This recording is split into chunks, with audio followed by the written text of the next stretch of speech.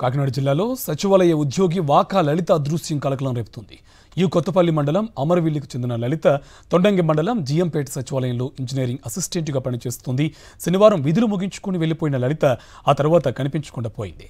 తాను చనిపోయినట్టు సోదరుడికి మెసేజ్ పెట్టింది. అదే రోజు రాత్రి కాకినాడ కుంభాభిషేకం రేవు వద్ద లలిత ఆటో దిగి వెళ్తున్నట్టు సీసీ కెమెరాలో పోలీసులు గుర్తించారు. లలితకు ఈ నెల 22న వివాహం జరగాల్సి ఉంది.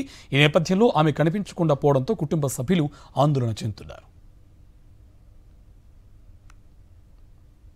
ఇదే అంశానికి సంబంధించి మరింత సమాచారం మా కరెస్పాండెంట్ రాజు మనకి ఫోన్ లైన్లో డీటెయిల్స్ అందిస్తారు. రాజు, డీటెయిల్స్ ఏంటి? కార్తీక్, ఏదైతే గత శనివారం నాడు అదృశ్యమైనటువంటి సచివాలయం ఉద్యోగి వాకా లలిత కోసం తీవ్ర స్థాయిలో గాలింపు చర్యలు చేపడుతున్నారు. ఒకవైపు పోలీసులు, మరోవైపు కుటుంబ సభ్యులు కూడా ఆమె ఆచూకీ కోసం గాలింపు చర్యలు అయితే చేపడుతున్న పరిస్థితి ఉంది.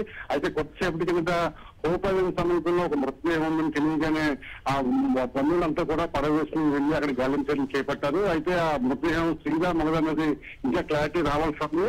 అయితే ఈ నెల 22వ తేదీన వివాహం జరగాల్సి ఉంది. అయితే పెళ్లి ఇష్టం లేదని చెప్పి కుటుంబ సభ్యులతో గత కొద్ది రోజులుగా తన మనసులో మాటను స్పష్టం చేయడం, పెళ్లికి నిరాకరించడంతో ఆమె ఈ విధంగా అదృష్టమైందన్న కోణంలో కూడా పోలీసులు దర్యాప్తు ప్రారంభిస్తున్నారు. శనివారం ఏదైతే తను పనిచేస్తుందో జిఎంపేటలో అక్కడి నుంచి ఆటో ఎక్కి నేరుగా కాకినాడ కుంభాభిషేకం దిగింది. రాత్రి 8 గంటల సమయంలో ఆమె ఆటో దిగి వెళ్తున్న దృశ్యాలు కూడా అక్కడ సీసీ కెమెరాలో నమోదయ్యే పరిస్థితి అయితే ఉంది.